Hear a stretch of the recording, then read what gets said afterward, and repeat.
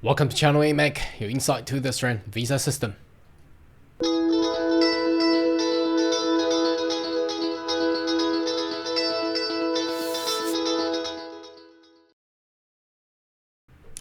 Good day everyone, my name is Carl Young, your online YouTube visa consultant.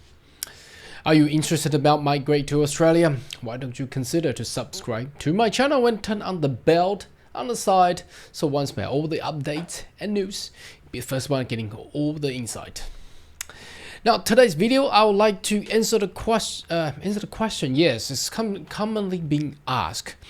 Now, obviously, I've done numbers of videos in this channel talking about the immigration system of Australia, which is quite specially designed. It's different than most of the world. Why do I say that? Because it's invitation based. Now, the reason it's invitation based, easily to understand, is that if you're not being invited, I'm sorry, you will not be able to lodge a visa.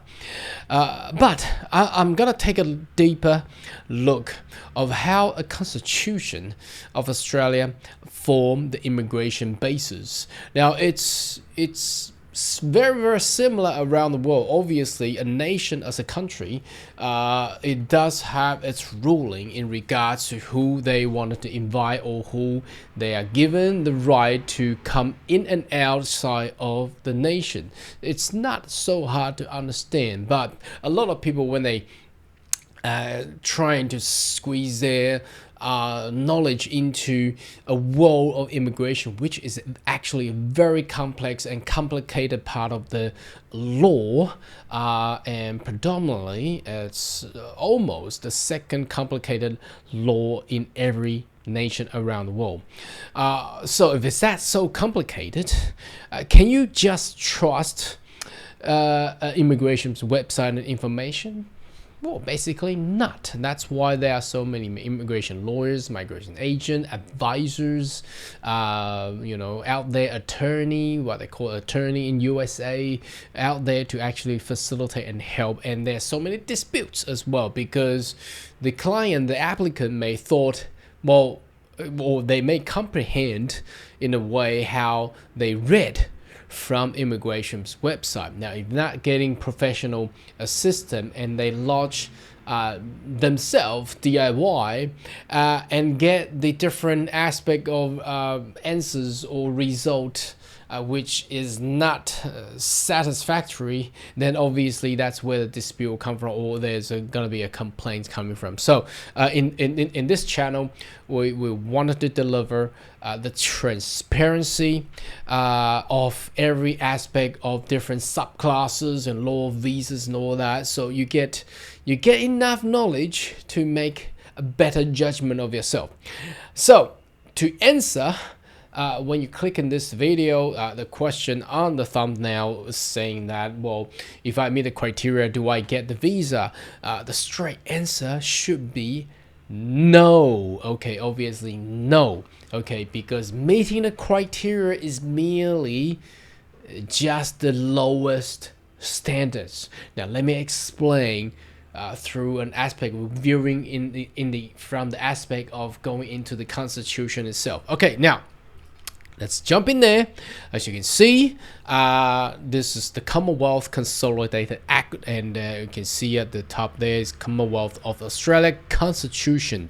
Now, Constitution is the foundation of a nation. It's where all the rules and laws has been forming from the Constitution. So if we're looking at the very top end of the law, then we going through and funnel down to the actual visas, then you will know what I'm trying to explain, and you better get a mindset out there. And at the end of this video, I'll give a little bit of the samples or scenarios, so you will get more sense of what you are tackling with. So the Commonwealth of Australian Constitution Act section 51 does provide the power for the parliament. So the parliament obviously is the government. The government has the power to legislate the following category into every piece of acts, regulations, and so on and so forth. So if we scroll down, as you can see, the first one is trade and commerce, taxation,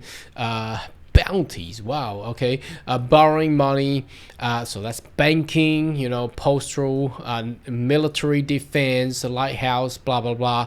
And you can see down here on this one, it says naturalization and aliens. Now, obviously, we're not talking about the UFO. We're not talking about, the Avengers. We're trying to fight all these alien Thanos and all that kind of stuff. Now, in here, in the Constitution, aliens means foreigners, citizen or people not of the not from Australia. Okay, and naturalization means becoming a permanent resident or becoming a citizen of Australia. So that basically meant the Constitution of Australia given the rights and the power for the Parliament to legislate the law in regards to who can become Australian citizen or who can become Australian permanent resident, and whether or not these aliens or the non-citizens or the foreigners will have the right, for example, right to study, right to work, right to access passage for those transit people coming in and out of Australia, transit from Sydney, transit from Perth to India and things like that. So all that kind of power is given to from the Constitution to the Parliament of Australia. So then you get that concept image right.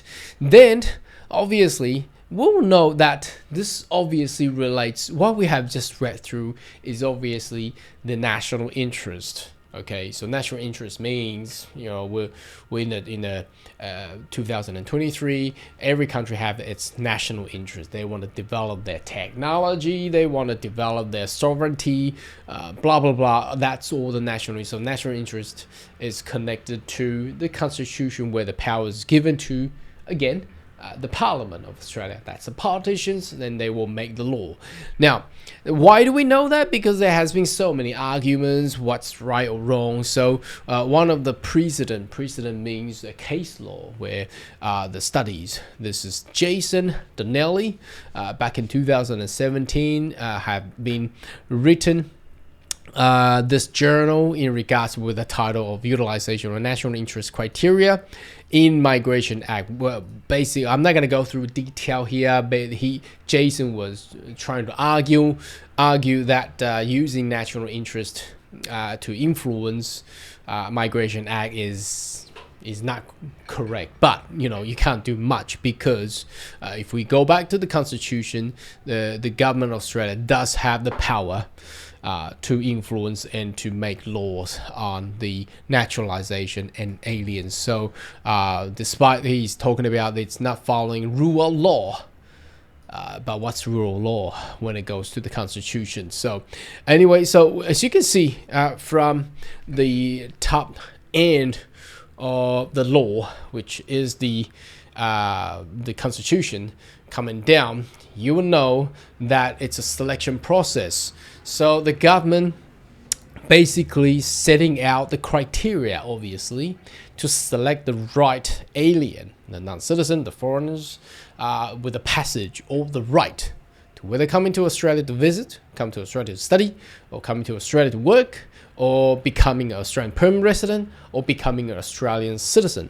So obviously government do have the right. So if they have the right, they can then pull out a filter for selections. So if we go back to the question, if you meet the criteria, do you get the visa, or do you become permanent resident? Do you get whatever that you're seeking for? The answer is no, because you only just meeting the criteria. So if we go into, for instance, skill migration, right? The point test system. Now, the point test system, they have a point. There's a minimum point required to actually meet the requirement. If you click on eligibility, that is only if you just meet the eligibility, that means you're eligible only. It doesn't mean you get invited though, right? So again, you gotta be at this age, you gotta score 65 points, you gotta have this kind of level of language. Obviously, if you want to know detail, in my channel I've done a lot of explanation. You may want to do a little bit of search and watch other videos that I have done. So if you're just merely getting all these, that's the standards. Now remember, the second point here, it says you gotta be invited. Okay, so how do you get invited? You gotta at least meet the following, and you put your expression interest, and only if you get invited, then you have the right to lodge the visa, and then they will assess the visa. Obviously, there's other criteria there. So again, it doesn't mean that if you meet the criteria, you get a visa. No. It's the same thing around the world as well. Same as you may read a lot of criteria for US, whatever the visa. Now, meeting those criteria, do you get a visa? No, still you can apply, and they will assess it. Okay. Now, the different procedure between US-Canada system and the Australian system is they will come and check your background first. So they do a pre-assessment first. That's the expression of interest. Once they feel that you're good enough, they invite you. So the better chance, once you're invited and you pay the money for visa application, you got a better chance to actually get the actual visa. Now, the differences for the US and Canadian system is that they don't there's no pre-assess. Okay, you pay the money, it's on your own risk, and then the ratio of getting through is much lower than the one compared to the Australian's invitation-based system. Now, more scenario to share with you. For example, we use the Migration Queensland as a scenario. This is the state nomination. Now, they are telling you, look, these are the standard criteria you need to meet. You need to meet this criteria. Okay, you need to meet the minimum criteria for the immigration requirement, and whether or not you are living in Queensland, there's a further criteria for working and living in Queensland, or you're offshore, or you're a graduate from Queensland University. You click in there are other elements required. Now again, meeting those criteria does not get you a visa. Okay, it's only the minimum requirement. Now, again, if we go into another visa category, this is global talent. Again, they are telling you the EOI requirement. Okay, this is only the criteria. Once you meet, you're in this sector, you have these earnings, and you need to get nominated. Now, that doesn't mean that you will get invited as well. Now, giving you a live scenario. For example, if you wanted to nowadays, if you want to go to a very good restaurant to dine in for whatever the occasions, okay, now if the restaurant is 5-star or it's a Michelin stars hotel, the restaurant, not hotel, now what do? You walked in, you meet the criteria. I got the money, I can pay for it, but I walk into a restaurant and you ask for a table of 4 or table of 6. More than likely they will come to you. Yes, you meet the criteria, you have the money to pay, but look, you need to book in. You need to click and you can book for the table, and it's likely to be a month away or a couple of weeks away from the bookings. Again, it's the same thing if you go into a job interview scenario. Now, the company may pose a job requirements, criteria again, okay, criteria.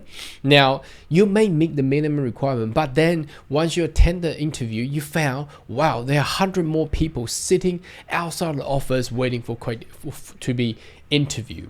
And guess what? The interviewer will only pick the best interviewee, correct? So it's the same thing. It's the same thing. The reason that I want to do this, it's if you recall back everything, it's people may say, well, Carl, this video is, this is common sense. Why are you making this video? Now, same thing. It's so many people is throwing the question and query, well, whether or not I've met that criteria. Why didn't I get that visa? That's the answer back there. It's a common sense, isn't it? It's a selection criteria. You're only merely meeting the criteria. If you're not good enough, you won't be picked. Anyways, if you have more question query, more than welcome to leave comment right down below. And I'll see you next video. Goodbye.